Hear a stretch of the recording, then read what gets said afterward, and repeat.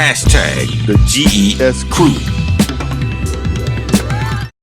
We women, we don't realize how much power we have. It's almost like we give it away because a lot of times we're not sure about ourselves. We don't have confidence in ourselves. We absolutely 1000% hold the cards when it comes to relationships. I think absolutely. I think we do too much too soon. Like if we really like someone, then we just go into mommy mode, which is kind of bad in a relationship. Is just like, I want to just shower them with love and I want to shower them with this, with that. And then sometimes I think as women, we give too much too soon, and they begin to expect that all the time, and they may not have reciprocated, or they may not have given to you, and then we feel bad, but like, well, you didn't do this for me, you didn't do that for me, but we didn't give them an opportunity because we were giving so much. Let me say this. I understand y'all look at it that way. There are two in men when you are in dating. It's two type of women. Either you got wifey, or you got, I can't put that finger without, you got the fun girl. Why can't you? You're gonna have to elaborate. Both though. The fun. Yeah, why listen to can't what I'm wifey saying. be the fun girl? Wifey can be the fun girl, but the hard lines is wifey and fun, because this is the truth. In dating, sometimes you may be seeing multiple people, but it's probably one that you don't want nobody bothering. People ask you about it, you like, oh man, she cool, because you ain't gonna get into it. But the one you really love, you ain't telling nothing. But with the fun girl, oh man, she did this, she did that. But the other one, all of that is protective information. Why? So to understand that, or to know that, say again.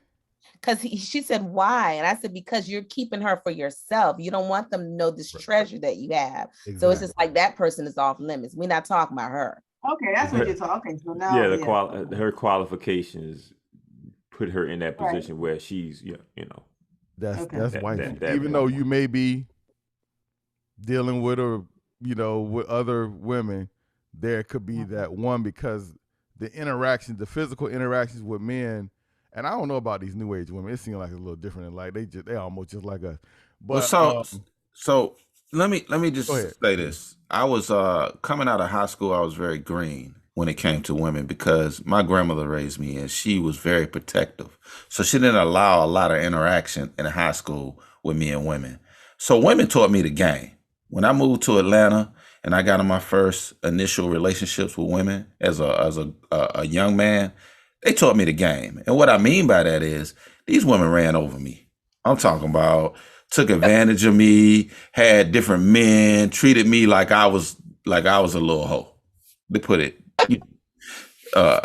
So you said he was drugged. So moving, no, real talk. So moving forward, I thought that's how the game was played. And I moved as they moved from that point going forward. And it was very unfortunate for the women that I met that were good girls at the time. And I had to learn, like, this is not how you treat people. But it was a hard lesson for me to learn. And I actually hurt somebody that I really cared about because of the first interaction I had with women. And it was my fault because it was the women that I was choosing. And I had to learn that. So I hear a lot of women saying, why I always get these bad men? Why I always get these men that treat me a certain way? Well, you have to look in the mirror and say to yourself, why do I keep choosing these type of men? And I think, I had to teach my daughter that, like, be careful with the type of people you invite in your circle, whether men or women, because that can come back to haunt you. The thing about it is hurt people hurt people. The cycle of hurt is very vicious. And so if you are coming from a wounded place, you're going to choose someone that you think you deserve at the place that you currently are, not the place that you know that you can reach or that you can get to. And so you have to heal the hurt first. I always tell people, when you jump from one relationship to another, you haven't even processed the relationship that you've just gotten out of. You haven't even healed from the things that have happened in that relationship. So you're going to choose someone that meets you at the level where you currently are, which could be wounded, hurt, broken. because it's just like, okay, well, at least he likes me, he sees me. Yeah, he sees the brokenness in you, you know? And so he knows that I have to put forth a lot of effort because I can do this much and that's going to be good enough for her because she's at this place in her life. So you have to kind of heal yourself first before you move on to that serious relationship that you know you desire and that you deserve, and to meet a partner that is going to meet you there. You have to do the internal work first. That person can't do it for you. You have to put in the time and the effort and the work. And I was single for a while, like, and it was ghetto. I hated it. But what do you call a while? It was, well, for me, because I was in a relationship for 18 years. I was married for 15 years. So for me being single for a year, oh my God, it was just like, I don't want this. I'm not about this life. I like connection. I like intimacy. But I took the time to do my work. I'm like, I was with someone for 18 years. I can't in 2 months jump into something with someone else and expect it to be fruitful and expect it to be healthy. And so we're both, you know, coming out of divorces, and we had put in the work to do what we needed to do to meet each other at a healthier place, versus if I was cleaning out my marriage, like, come over here, let's just have a good time. I knew what I wanted. You know what I'm saying? And don't say I didn't make a couple of mistakes along the way, because I did, but those people showed me what I knew I didn't want. And so I waited. I kept my head down. I did my work in order to be the woman that was able to receive. Yes.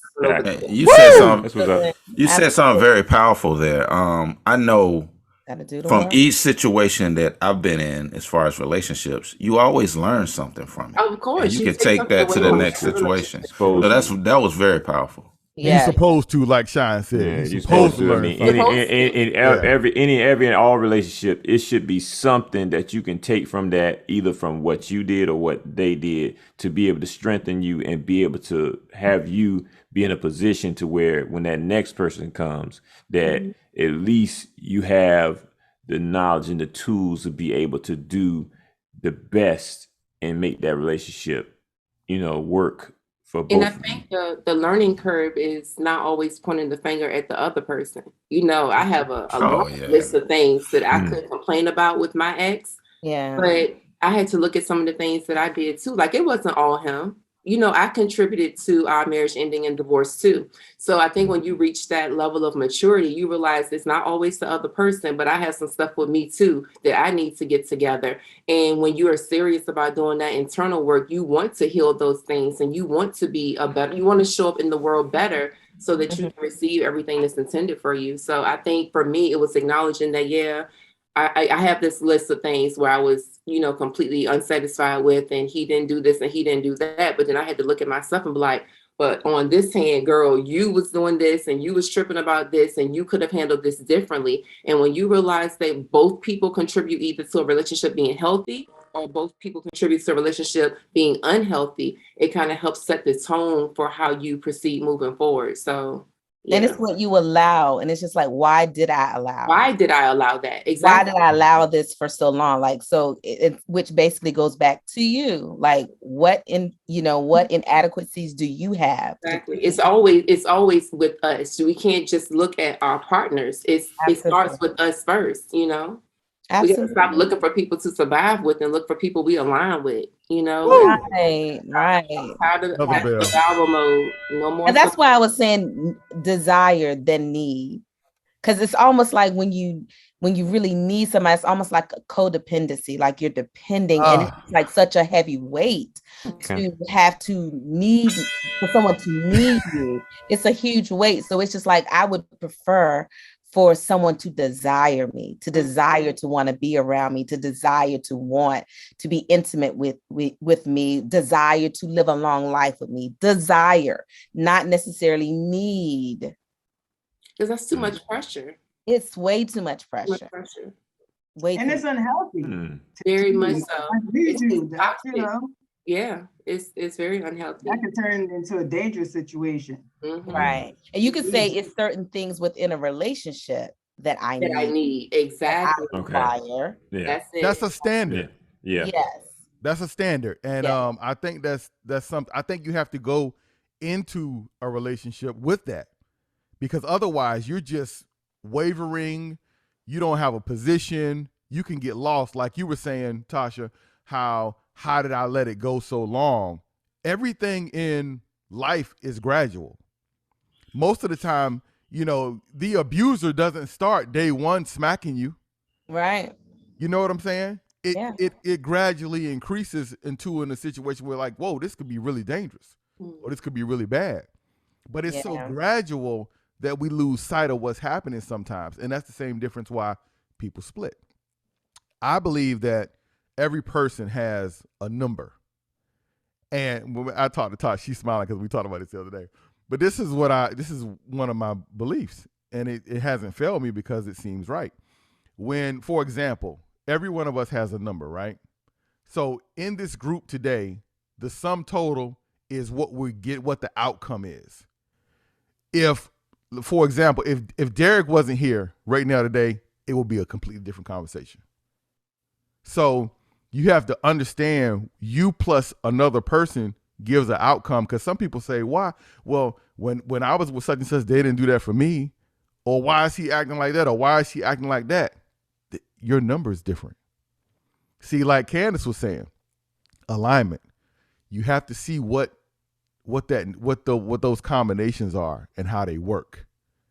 And that's the power in being introspective, knowing yourself, open to grow, knowing yourself.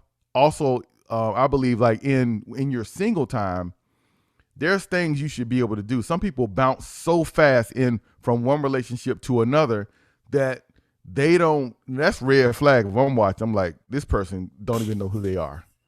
You have to be able, and I just believe this, you got to be able to go sit down and have dinner with yourself. You have to be able to go to the movies with yourself. I know women that would freak out if they had to go somewhere themselves, because they were so concerned about who's watching them being there by themselves alone, because to them it feels like nobody wants them if they go do these things on their own. But it's you building, you preparing yourself to be the best version of yourself when you meet that person. See, if you're not out, if you're not working, like Candace was saying, if you're not working on yourself internally, you in relationships, they're reflective. You get who you are at that moment. So if you're not happy in the relationship, guess what? You brought this with you. Yeah. That's right. You attracted it. Exactly. And the only way to fix it is to be able to decide, okay, this is where I'm flawed. You say this is where you're flawed. This is how we're going to grow together and be better. Do you think people are wired to be monogamous? Tasha, oh, here we go. I knew with Tasha on the show we was going to get it. Now we're talking. Now we're talking. I think this.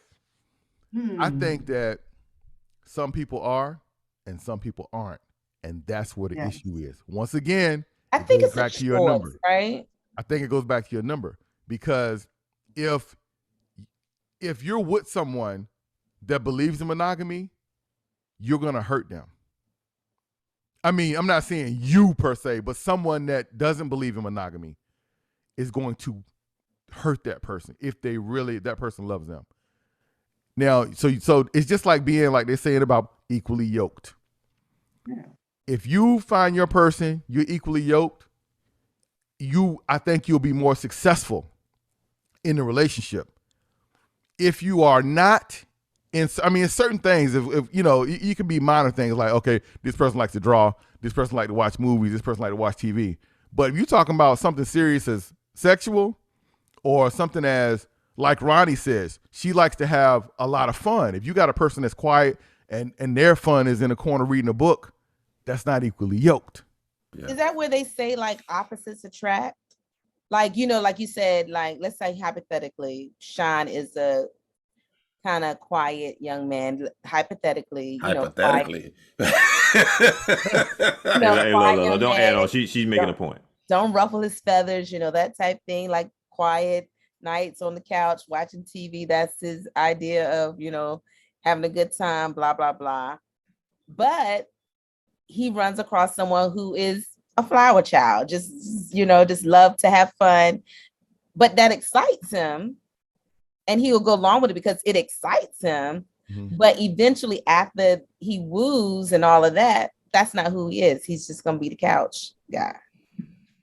Yeah. It You know what I depends mean? on what your hard line is. What do you mean? Go ahead, Ronnie. No, I was just saying that when it comes to values, and I think that's what we're talking about, your values must align if you're gonna have like a successful long-term relationship.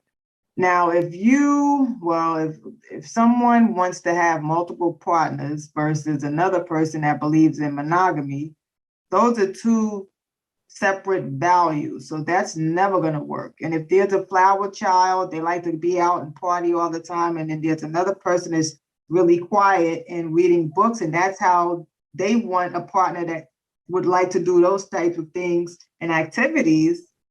Those, again, is like separate values.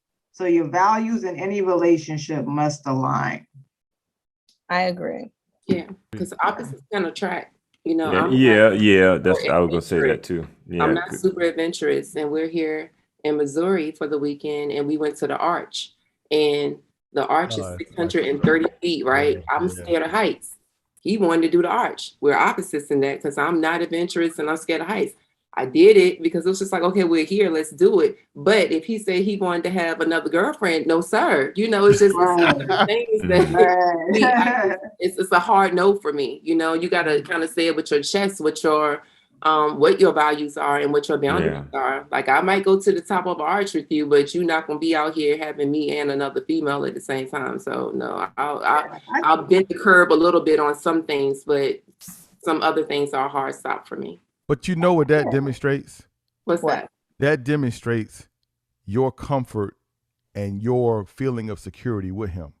Yeah. One of your greatest fears is heights. Mm-hmm. And it couldn't just be day one dude. Right. That you going, dealing with your heights with. It has to be someone that comes in and provides the strength in your deficiency. Security that she needs. Absolutely. And that's a beautiful relationship thing. Is that there is the presence of security is there. And that was so important to me. And that's just not security like, oh my God, we're going to go to the top of this thing and it's 630 feet. I know you'll keep me safe. No, it's the security that if I need to talk to you about something, I know you're a safe place for me to come and voice my concerns. It's the emotional safety for me. It's him being emotionally mature, that because you can't talk to everybody about everything. Some people don't know how to receive maybe some of the things that you're having issues with. So for me, knowing that I was moving forward in another relationship, I was like, this person has to be emotionally sound. I need to be able to have adult conversations. I need to be met with empathy and understanding and not defensiveness all the time. And so the sense of security is always present. And so that's why it's easy for me to kind of get out of my comfort zone. And it's easy for me to be who I am fully because I know he's a safe place for me to land. And that's the difference. Beautiful thing. Yes, that is such a beautiful thing. And to be able to, because just listening to you, I feel the ease, I feel the comfort, I feel the passion, I feel the security, and I feel the assurance of this relationship. And it is so refreshing to hear that there is love after love. There's love after marriage, after divorce, after heartbreak, and after love, because here's the thing, you love that whoever that was, you love them at one point in time. 18 years together and 2 children, and I still have love for that person. And I think what makes this situation so special is that we allow each other the space to still have love for our ex-partners because we share children with these people, right? We don't interfere in that. He has a great relationship with his ex-wife. He's nurturing a relationship with my ex. And that was so important to me for him to be like, I want to sit down with him and I want to have a conversation with him because I'm not just in your life, I'm in your children's lives as well. And so for me, having a good relationship with him is important. And so that was like green flag of the freaking century for me, because it's like, that's important to him, that all the adults in this situation are comfortable with one another. And it's not saying we're besties or anything, but I mean, it could be, I guess, could grow into that. Healthy relationship. It's a healthy adult co-parenting, co-dating relationship, and that's so important to me, that we are able to do that and we're able to be ourselves. Like yesterday, my ex took my oldest daughter to her college tour to the school she's going to in August. And, and I'm checking in all day. And he's just like, yeah, make sure they're good. And just to know that he's not going to be, why you talking to your ex, or what you calling him for? No, I don't have time for that. We're grown. We have children by other people. And to have that security that we can communicate with our exes without it being any type of jealousy or any type of, wondering why we're talking so much and this and the other. It's a safe space. And that was so important to me. Like, so important. Candace, okay, so that is so major, what you just said, and your situation is so major. If I could ask a question as far as how did you all come to the point where you were able to create that safe space? What type of man you got? Like, what's going on? Because you need to school a lot of people, because that is so rare. That's very rare. That doesn't happen. So it's like, okay, right there. How did you all unpack that situation? Seriously. Like, I was very vocal from the very beginning. What I desired, what I needed, what I wanted. What my life looked like as a single mother of two daughters. And he has two sons, like I said, both divorcees with children. And so I was very vocal from the very beginning that I need these things in order for us to be healthy and for us to be fruitful and for us to move forward in alignment together. And he wanted the same things. And so I think that's why alignment is so important, because he could be a phenomenal person, but still not my person. And I don't believe that we have one soulmate. I think that's a fallacy. I think we meet people at different stages in our lives for a reason. Yes. And so the stage where I am in my life, he's the person for that stage. And of course, I hope this turns into a marriage and this turns into longevity and I get to spend the rest of my life with him, because he's simply amazing. But why I waited, I prepared. And so when he came into my life, I was just very clear. I didn't settle for one. My grandmother told me a long, long time ago, like when I was a teenager, that everything that settles is at the bottom. So if I take this water and I drop a rock into it, the rock is going to settle to the bottom. And so my grandmother always told me, you don't settle. What you desire exists. You haven't met that person yet, or you haven't met that goal yet, or you haven't attained that thing yet, but it's possible. So the waiting period is so important. And so when we met each other, this is what I need. This is what I require. This is what I desire. And he was willing to not just meet those things, but exceed them. And from the very beginning, it was a cohesiveness of we are in this together. And that includes his children, my children, and the co-parents that are involved in this situation too. And that's what made me be like, this is he's amazing. And so in my previous relationship, and this is not a blow to my ex at all. I spent 18 years with him, so this is clearly not a blow, but I wasn't able to be vocal about things. The fact that I can talk to him about anything like this bothering me, or something that I may have been offended by that he may not even realize that was a big deal, that means more to me than almost anything, because I feel safe enough to be myself, and I feel safe enough to be able to speak to him about things that concern me, because I know he's going to meet me with love and compassion and empathy. And so I was just vocal from the very beginning, and just so happened our paths aligned because he wanted the exact same things. And so that's why that alignment is so important. We have to stop chasing like false narratives, because we see the red flags, right? But sometimes those red flags look pink when you want something so bad. So it's about waiting it out, doing the work that you need to do, because that person exists. What you want, I promise you, it exists. I was out here in the ghetto. I hated it. I did not like being single, y'all. It was the worst experience of my life.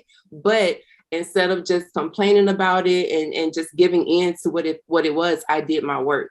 And so I prayed a prayer at the beginning of the year, literally as the clock was striking 12 and the new year was coming in. I was like, Lord, allow me to be the person that is able and willing to receive the person that I'm Yes. for. I want to be the person that when he comes along, I'm ready. Because this person can come along and I can mess it up because I'm not ready. I haven't done the work. And so we both just work on each other. It's a collective. The thing about relationships, and this is what I've learned from my marriage ending, my first marriage ending in divorce, is that the individual work is just as important as the collective work. It is. And so if collectively you're not working together, that's a red flag. It's not going to survive. You can get a freaking cut on your hand, right? And you think, oh, it's not a big deal. But if you don't tend to that cut, it can get infected. And next thing you know, that thing can spread. You never know what can happen if you leave it unattended. So it's the collective work. It's just as important as the individual work. And that was a huge red flag in my marriage. We weren't doing the collective work. And that's why I said, I can't just point the finger at that man. I have to point the finger at myself too, because I contributed to it as well. We're gonna we could do this for another 2 hours, okay? But we can't. So what I like to do at this point is bring it to I've got a hell of a conversation still remaining, but episode 2 next episode. I was gonna say part 2. Yeah, we may have to continue this if y'all were willing to come back and go a little further, because I'm gonna tell you, I don't know about, I can only speak for me on this, but I enjoyed the hell out of this. This was a great conversation. Absolutely. I think we got much more meat to dive into. Yeah, it wasn't too many bones in this either. I didn't see too many bones that I had to spit out. But what I like to do now is have you guys. I'm gonna ask you all. I'm gonna introduce you all, and then tell us about your platform, and we'll let Raymond put this in where we need to put it in. All right, so I'm going to start. The way I'm viewed, I got Candace on top, Tasha in the bottom left, and Ronnie in the bottom right. So I'll just go from top. I'll do Candace, Tasha, and then Ronnie. Okay? So, all right, give me a 3, 2, 1. Well, I'll just do it. We'll do a 3, a 2, and a 1. Got you, bro. So, Candace, thank you so much for being with us today. Can you tell us and the viewers a little bit about your platform? Well, my name is Candace Webb, and my platform is called the Lavender Woman. It was something that I started several years ago as an honor and a tribute to my grandmother. Purple was her favorite color, and she also had Alzheimer's, and the ribbon for that was purple. So I just saw signs of purple all around. And so I named my platform the Lavender Woman. It's a podcast that can be found on all major podcast networks. If you just search the Lavender Woman podcast, and we talk about all things relationships, money, divorce, raising children, career, anything you can think of, mental health, new relationships after divorce, anything that you can think of that affects us as a society, and especially as Black people. My network is catered to women of color and people of color. So we discuss all of those topics there. So I can be found on all major networks at the Lavender Woman's Podcast. And we'll also, if you send us the link, we'll put that in the. Okay, I'll send you the link. In the, in that section. You put so you throw it in chat. Okay. Right. It's in the chat. All right, so don't go nowhere just yet, because we're gonna do one more thing at the end. Okay. Say again? No. I was just reiterating. Yeah. Okay. So Tasha, thank you so much for being with us today. We really appreciate it. Tell us a little bit about what you have going on right now. Oh my, thank you so much, guys, for having me. This has been a great joy, honor, this first thing this morning. Yes. So what do I have going on? Actually, I have a show, Natasha Barnes-Owens. It's called the Ride Along Conversations. You can find me on Instagram as the same, Natasha Barnes-Owens. And I have a show wherein I talk about things that we talk about behind closed doors, guys and girls, but we are kind of afraid to talk about in the open. So you can find me on Instagram, YouTube, Facebook. But yeah, I just love talking to people about relationship and about life. That's me.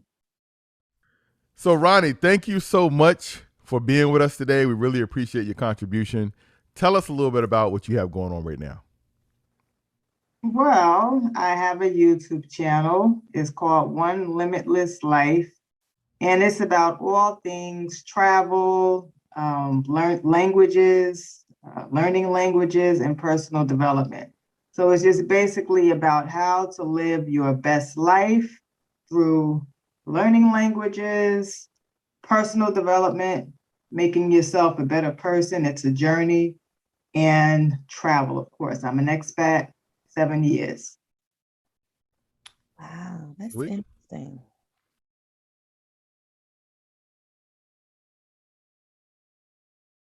Let's go. First red flag. They're friends. Tasha. Yeah, keep them out your lives. Keep them out your business. Keep them from around your house because you don't want them to be having wandering eyes. Yeah, keep them out. Boom. Next, their family. Derek.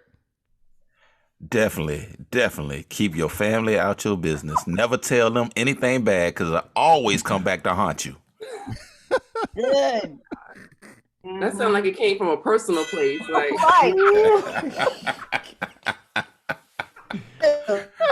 It definitely did. It definitely did. All right, next. Their living environment. Shine. If it's trashy, they ain't classy.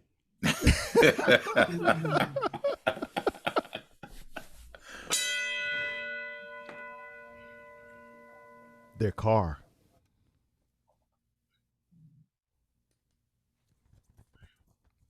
Yes. If it's dirty, she dirty.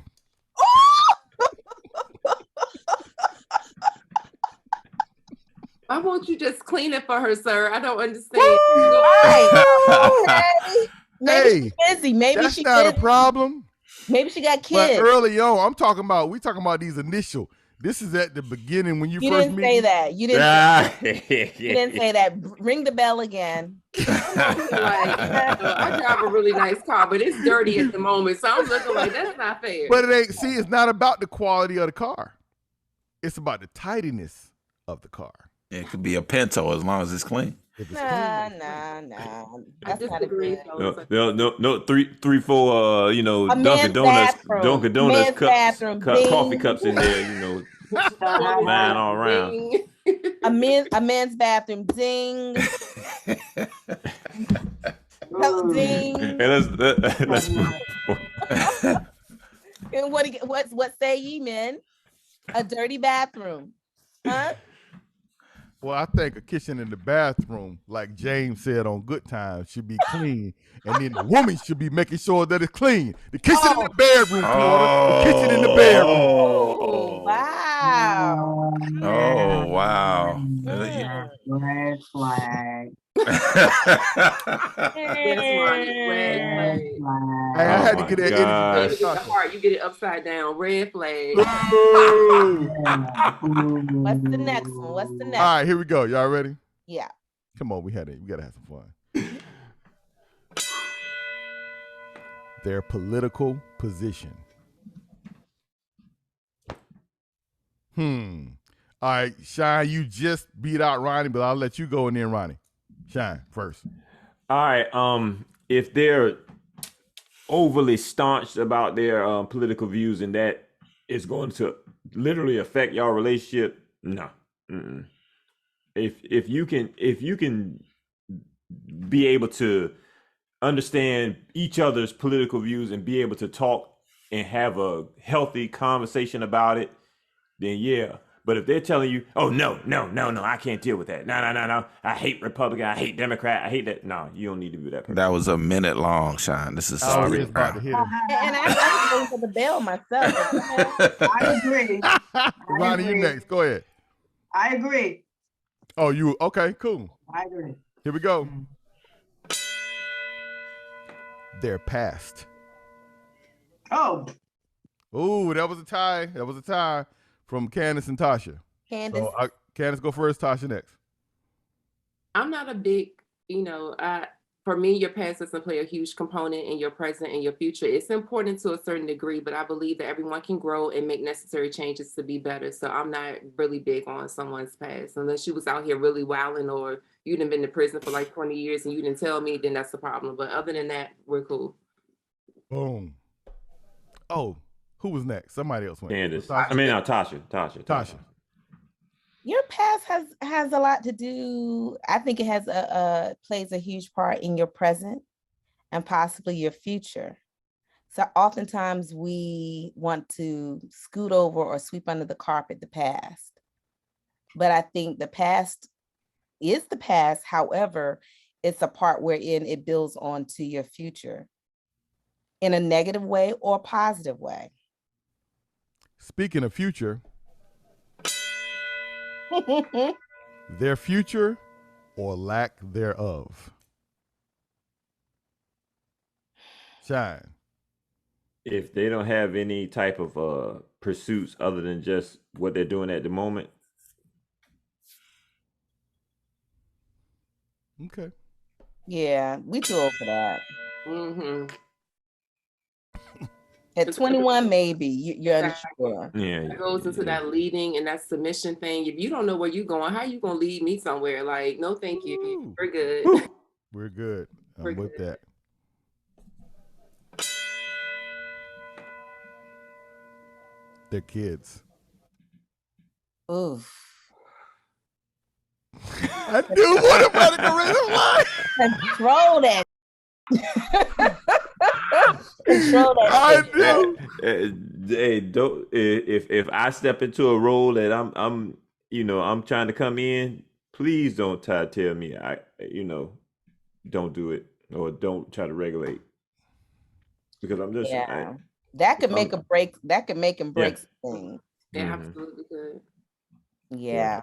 Mm-mm. All right. Appreciate y'all.